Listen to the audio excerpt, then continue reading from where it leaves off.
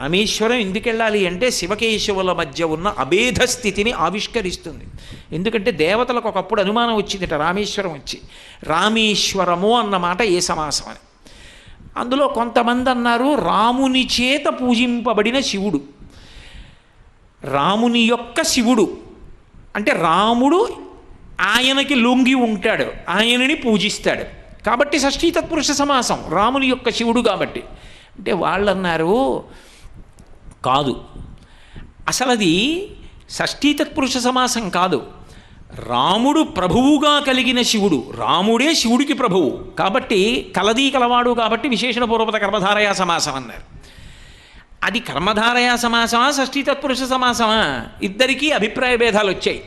సరే మనం దెబ్బలాడుకోవడం ఎందుకు, తిన్నగా శివుడి దగ్గరికి వెడదామని శివుడి దగ్గరికి వెళ్ళారు.